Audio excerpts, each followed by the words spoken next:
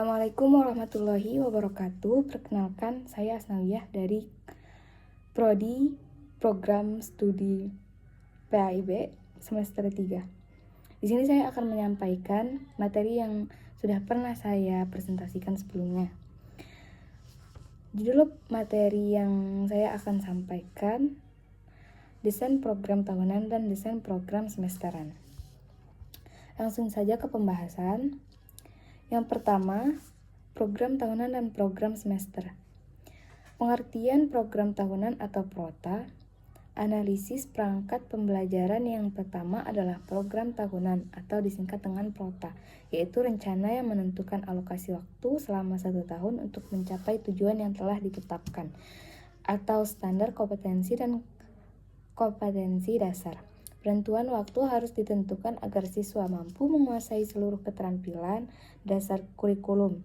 Program tahunan harus disusun dan dikembangkan oleh guru sebelum tahun ajaran karena menjadi pedoman pengembangan program selanjutnya. Program semester, kurikulum dan rencana pelaksanaan pembelajaran atau disebut juga RPP. Tujuan pembuatan program tahunan adalah untuk mengatur konten secara logis, sistematis, dan hierarkis. Tentu alokasi waktu untuk setiap mata pelajaran memfasilitasi proses pembelajaran yang efektif dan efisien berdasarkan metrik yang telah ditentukan sebelumnya. Dibantu guru memahami tujuan kurikulum berdasarkan pelajaran setiap bulan. Selanjutnya, program semester atau disingkat dengan PROMES. Dalam program pendidikan semester dipakai satuan waktu terkecil, yaitu satuan semester untuk menyatakan lamanya satu program pendidikan. Masing-masing program semester sifatnya lengkap dan merupakan satu kebulatan dan berdiri sendiri. Pada setiap akhir semester, segenap bahan kegiatan program semester yang disajikan harus sudah selesai dilaksanakan dan peserta didik yang mengambil program tersebut sudah dapat ditentukan lulus atau tidak.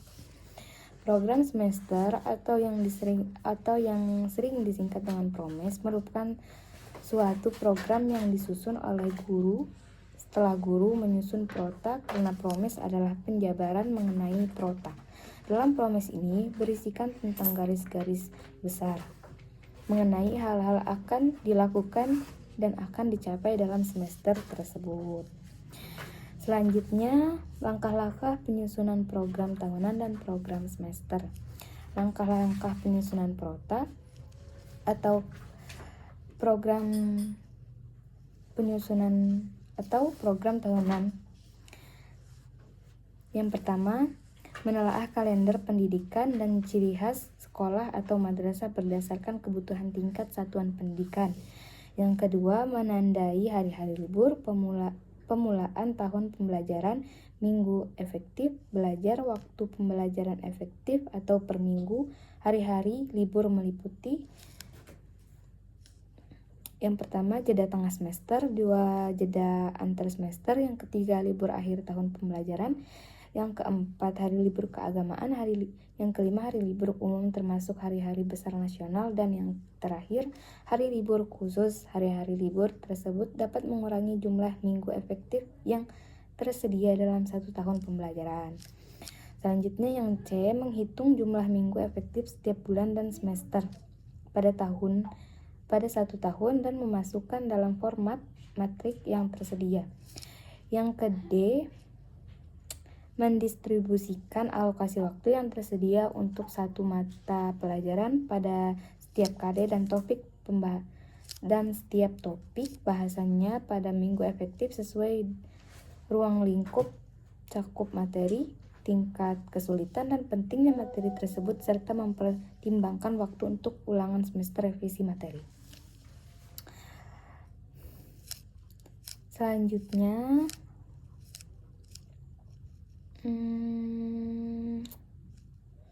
langkah-langkah penyusunan PROMES.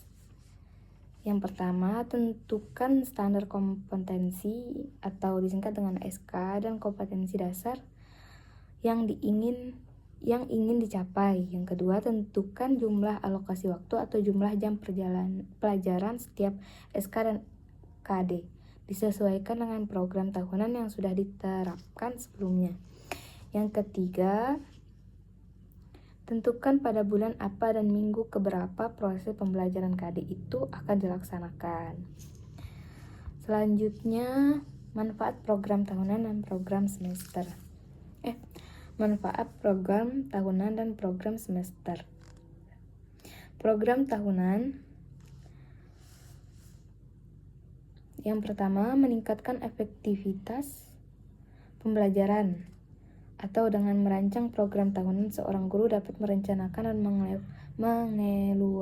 mengevaluasi alokasi waktu yang tepat untuk setiap mata pembelajaran dan memastikan bahwa standar kompetensi dan kompetensi dasar tercapai dengan efektif. Yang kedua, memastikan konsistensi. Program tahunan membantu guru memastikan bahwa materi pembelajaran disampaikan dengan konsisten sepanjang tahun ajaran, sehingga siswa dapat memahami konsep secara menyeluruh dan konsisten. Yang ketiga, meningkatkan kualitas pengajaran. Dengan mempersiapkan program tahunan, guru dapat merencanakan pembelajaran yang lebih baik dan terstruktur dan mengevaluasi pembelajaran pada saat yang tepat. Yang keempat, menjaga fokus. Program tahunan membantu guru tetap berfokus pada tujuan pembelajaran dan mencapai tujuan tersebut dengan mengatur alokasi waktu dan materi pembelajaran dengan cermat. Yang terakhir, mempermudah pertemuan program tahunan, memudahkan pemantauan dan evaluasi kemajuan siswa serta mengetahui apakah tujuan pembelajaran tercapai atau tidak. Selanjutnya, manfaat program semester. Yang pertama, meningkatkan efisiensi waktu dan sumber daya. Dengan program semester, waktu dan sumber daya dapat lebih efisien karena semua kegiatan dan evaluasi terencana dengan baik dalam satu periode waktu yang singkat. Yang kedua, memudahkan siswa dan guru dalam mengatur jadwal. Dengan program semester, siswa dan guru dapat memahami jadwal pembelajaran dan kegiatan yang akan dilakukan dengan jelas. Yang ketiga, meningkatkan pemahaman siswa terhadap materi pembelajaran.